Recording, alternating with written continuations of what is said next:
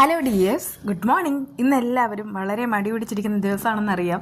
കാരണം രാവിലെ ഒരു മഴയും ക്ലൈമറ്റും അങ്ങനത്തെ ഒരു വല്ലാത്തൊരു മൂഡൗട്ടാണ്. പക്ഷേ സാരമില്ല, ഞാനാണെങ്കിൽ ഇന്നത്തെ വിശേഷമായിട്ട് വന്നിട്ടുണ്ട്. നമുക്ക് അതൊന്ന് നോക്കിയാലോ. എന്നാൽ ഇന്നത്തെ വിശേഷം വേറെ ഒന്നുമല്ല, നന്ദൻ്റെ തിരോധാനം. അത് തന്നെയാണ് പ്രധാനപ്പെട്ട വിഷയം. അതാണെങ്കിൽ വളരെയധികം ചർച്ച നേടിയിരിക്കുന്നു. പ്രത്യേകിച്ച് ചന്ദ്രോത്ത് വീട്ടിൽ നന്ദൻ ഇല്ലായിരുന്നു എന്നുള്ള കാര്യം ഇസബെല്ലയുടെ കൂട്ടുകാരെല്ലാം ഇസബെല്ലെ അറിയിക്കുന്നുണ്ട്. അവളുടെ കൂട്ടുകാരെന്ന് ഞാൻ ഊന്നി പറഞ്ഞത് ആ ഗുണ്ടകളെ തന്നെയാണ്. അവൾ അത്തരക്കാരി ആയതുകൊണ്ടാണ് കൂട്ടുകാരെന്ന് തന്നെ ഞാൻ പറഞ്ഞത്. അതേസമയം അവളാണെങ്കിൽ വാലിന് തീ പിടിച്ചതുപോലെ അങ്ങോട്ടോടുന്നു ഇങ്ങോട്ടോടുന്നു. നന്ദൻ എവിടെ പോയി എന്നുള്ളതിന് യാതൊരു രൂപവും ഇല്ല. സത്യം പറഞ്ഞാൽ നന്ദനെ ഇങ്ങനെ തട്ടിക്കൊണ്ട് പോവുക എന്നുള്ളത് അവളുടെ പ്ലാൻ ആയിരുന്നെങ്കിലും സെയിം കണ്ടീഷനിൽ തന്നെയാണ് ഋഷിയും എന്നുള്ള കാര്യം അവൾക്കറിയാം. അതുകൊണ്ടൊക്കെ തന്നെ നേരെ ഋഷിയെ കോൾ ചെയ്യാണ് കേട്ടോ. പക്ഷേ ഋഷി പറഞ്ഞ കാര്യങ്ങൾ കേട്ടിട്ട് അവൾ ആകെ ഞെട്ടിത്തെറിച്ച് നിൽക്കുന്നു. കാരണം ഋഷിയുടെ അടുക്കലും അവനില്ല. സത്യത്തിൽ മറ്റൊരു ഗംഭീര ടെസ്റ്റ് ഉണ്ടായിരുന്നു. ഈ CP ആണ്, അതായത് CPയുടെ ആൾക്കാരെല്ലാവരും കൂടെ ചേർന്നിട്ട് ഋഷിയെ അവിടെ നിന്ന് കടത്തിക്കൊണ്ടുപോയി എന്നിട്ട് അവരുടെ താവളത്തിൽ ഒളിപ്പിച്ചിരിക്കുക എന്നൊക്കെയാണ് പറഞ്ഞിരുന്നത്. എന്നാൽ ഇനിയാണ് കഥയുടെ യഥാർത്ഥ ഗംഭീര ടെസ്റ്റ് വരാൻ പോകുന്നത്. ദേവികയ്ക്ക് വളരെയധികം സങ്കടമുണ്ട്. നന്ദനെ കാണാതായതിൽ ദേവിക അനുഭവിക്കുന്ന മാനസിക സംഘർഷം ആർക്കുമില്ല. പിന്നെ പ്രഭാവതി കരയുന്നുണ്ട്, അതൊക്കെ ശരി തന്നെയാണ്. അങ്ങനെ ദേവിക നേരെ സ്ഥാപചേട്ടൻ്റെ അടുക്കിലേക്ക് പോകുന്നുണ്ടല്ലോ. ഇതുവരെ നടന്ന കാര്യങ്ങൾ മുഴുവനും പറയുന്നുണ്ട്.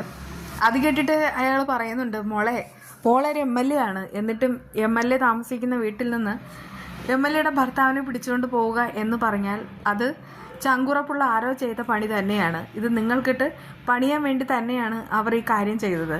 പക്ഷെ മോള് പേടിക്കേണ്ട, മോൾക്ക് വേണ്ടിയിട്ട് ഞാനുണ്ട്. അതുകൊണ്ട് തന്നെ പറയാണ്, എത്രയും വേഗം തന്നെ നന്ദസാറിനെ ഞാൻ കണ്ടെത്തി കൊണ്ടുതരും.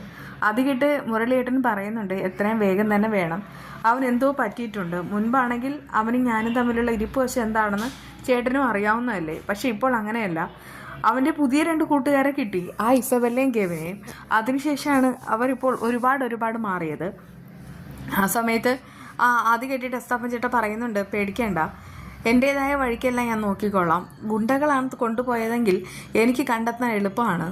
പേര് കേട്ട ഗുണ്ടകളെയെല്ലാം എനിക്കറിയാം. കൊട്ടേഷൻ ഏറ്റെടുക്കുന്നവരെ പറ്റി ഏകദേശം ധാരണ അറിയാം. അതുകൊണ്ട് ധൈര്യമായിട്ട് പൊക്കോളൂ. എന്തെങ്കിലും പുതിയ അപ്ഡേറ്റ്സ് വരുന്നുണ്ടെങ്കിൽ അറിയിക്കാമെന്ന് പറയുന്നുണ്ട് കേട്ടോ. ദേവിക അങ്ങനെ അവളുടേതായിട്ടുള്ള കാര്യങ്ങൾ നോക്കാതെ ഇങ്ങനെ നന്ദനെ അന്വേഷിച്ച് നടക്കുകയാണ്. എന്നിട്ടും പ്രഭാവതിയാണെങ്കിൽ കുറ്റവും പറച്ചിലുമായിട്ട് സിദ്ധാർത്ഥൻ്റെ മുന്നിലെത്തുന്നു. ആ സമയത്ത് തന്നെ ആ രജനിയും ഗിരീഷ് മാഷും അങ്ങോട്ട് എത്തിയിട്ടുമുണ്ട്. അപ്പോഴേക്കും കുറ്റം പറച്ചിലുകളുടെ പ്രവാഹമായി. ഗിരീഷ് മാഷ് എല്ലാവരെയും ആശ്വസിപ്പിക്കാനും തണുപ്പിക്കാനും തന്നെയാണ് നിൽക്കുന്നത്.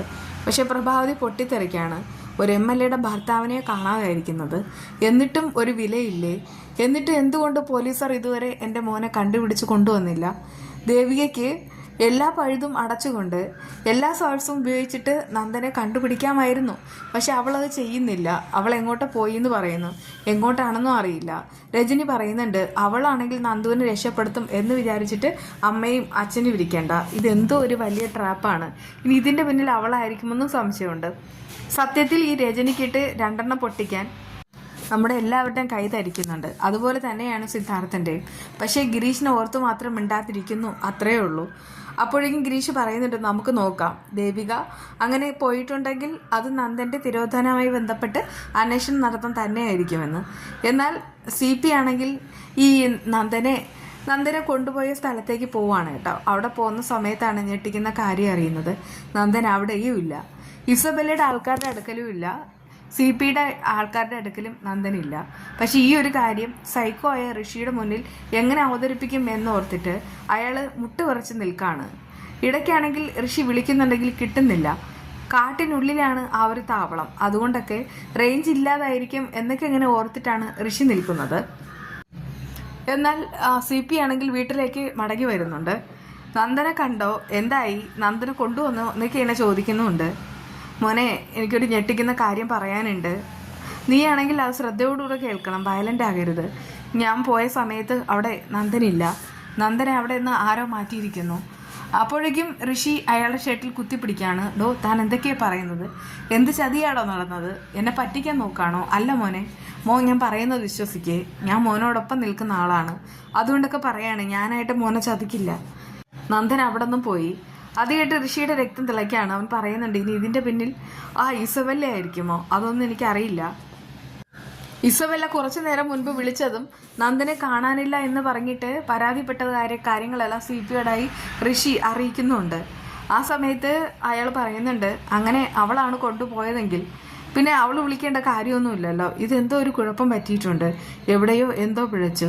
മൂന്നാമതൊരാൾ ഇതിൽ കയറി കളിക്കുന്നുണ്ട്. അങ്ങനെയാണെങ്കിൽ അയാൾക്ക് എല്ലാ സത്യങ്ങളും അറിയാമായിരിക്കും. ഇനിയാ മോൻ സൂക്ഷിക്കേണ്ടത്. ഇത് വെറും കളിയല്ല, തീക്കളിയാണ്. ആ സമയത്ത് അത് കേട്ട് ഋഷി പേടിക്കുകയാണ്. ഇപ്പോഴാണ് ഋഷിക്ക് ശരിയായ പേടി തോന്നുന്നത്. ഇതിൽ മറ്റൊരു ടെസ്റ്റ് നടന്നിരിക്കും. അതായത് നമ്മുടെ ഹരി ഉണ്ടല്ലോ, അദ്ദേഹമാണെങ്കിൽ ഒരു ജഡ്ജി ആയതുകൊണ്ട് തന്നെ ക്രിമിനൽസിൻ്റെ മൈൻഡ് എന്താണെന്ന് അദ്ദേഹത്തിന് വ്യക്തമായിട്ട് അറിയാം. അതുകൊണ്ടൊക്കെ തന്നെ യുവമാരാണെങ്കിൽ നന്ദനെ തട്ടിക്കൊണ്ടു പോകുമെന്ന് അദ്ദേഹത്തിന് അറിയാമായിരിക്കാം. അതുകൊണ്ട് അദ്ദേഹം തന്നെ നന്ദനെ അന്നത്തെ രാത്രി സേഫായിട്ട് ഒരിടത്തേക്ക് മാറ്റിയിട്ടുണ്ടാകാം. അല്ലെങ്കിൽ പിന്നെ ഇങ്ങനെയൊന്നും വരത്തില്ല. കാരണം ഈ രഹസ്യങ്ങൾ അധികം ആർക്കൊന്നും അറിയത്തുമില്ല. ഇതിപ്പോൾ ദേവിക എസ്താപ്പൻ ചേട്ടനോട് വന്ന് പറയുമ്പോഴാണ് എസ്താപ്പൻ ചേട്ടൻ പോലും കാര്യങ്ങളൊക്കെ അറിയുന്നത്. പിന്നെ മറ്റൊരു പ്രധാനപ്പെട്ട കാര്യമുണ്ട്. അതായത് ദേവികയാണെങ്കിൽ കാര്യങ്ങൾ പറഞ്ഞിട്ട് പോകുന്ന സമയത്ത് എസ്താപ്പൻ ചേട്ടൻ ഒരു കള്ള നോട്ടം നോക്കുന്നുണ്ട്. എന്തായാലും ഇത് ബുദ്ധിയുള്ള തല പ്രവർത്തിച്ചത് തന്നെയാണ്. അല്ലെങ്കിൽ പിന്നെ ഇസബെല്ലയുടെയും ഋഷിയുടെയും കയ്യിൽ നിന്ന് നന്ദനെ രക്ഷപ്പെടുത്തി കൊണ്ടുപോകാൻ മറ്റാർക്കും കഴിയില്ല. ഇവിടെയാണെങ്കിൽ മുരളി നിശ്ചയാവസ്ഥയിൽ തന്നെയാണ് ഉള്ളത്. കാര്യങ്ങൾ അറിയാതെ പകച്ചു നിൽക്കുന്ന സിദ്ധാർത്ഥനെയും ഗിരീഷിനെയും നമുക്ക് മുന്നിൽ കാണാം. പക്ഷെ നമുക്ക് സംശയിക്കാൻ പറ്റിയ രണ്ടുപേർ മാത്രമേ ബാക്കിയുള്ളൂ. ഒന്നാണെങ്കിൽ ഹരി, രണ്ടാമത് എസ്താപ്പൻ ചേട്ടനാണെങ്കിൽ ഗുണ്ടായുസം അറിയാം. അതുകൊണ്ട് തന്നെ ഈ ഗുണ്ടകൾ ഈ ഒരു തിരോധാനം എസ്താപ്പൻ ചേട്ടനുമായി ആലോചിച്ചിട്ടുണ്ടെങ്കിൽ എസ്താപ്പൻ ചേട്ടൻ തന്നെ ഉറപ്പായിട്ടും നന്ദുവിനെ അവിടെ നിന്ന് മാറ്റിയിട്ടുണ്ടാകാം. അല്ലെങ്കിൽ മറ്റൊരു സാധ്യത ഇത് തന്നെയാണ്, ഹരി അഡ്വക്കേറ്റ്. കാരണം ഈ ഋഷി മരിച്ചിട്ടില്ല എന്നുള്ള കാര്യം വ്യക്തമായിട്ട് മനസ്സിലാക്കിയിരിക്കുന്നത് അദ്ദേഹത്തിനാണ്. അതുകൊണ്ടൊക്കെ ഇത്രയും വലിയൊരു അറസ്റ്റ് നടക്കുമ്പോൾ ഋഷി അടുത്ത അറസ്റ്റിലാവും എന്നുള്ള കാര്യവും അറിയാം.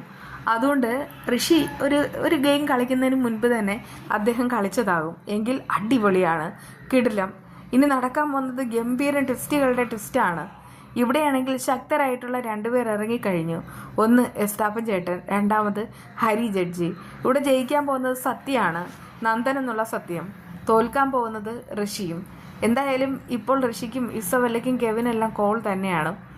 ഇനിയിപ്പോൾ ശാരികയും ദേവികയും കൂടെ സത്യം തെളിയിക്കാൻ ഇറങ്ങുമ്പോൾ പിന്നെ പറയുകയും വേണ്ട. വളരെ മാസമായിട്ടുള്ള വിശേഷങ്ങളാണ് കേട്ടോ ഇനി നമ്മൾ കാത്തിരിക്കുന്നത്. എന്തായാലും എല്ലാവരും കാത്തിരിക്കുക. വീണ്ടും കാണാം. ബൈ.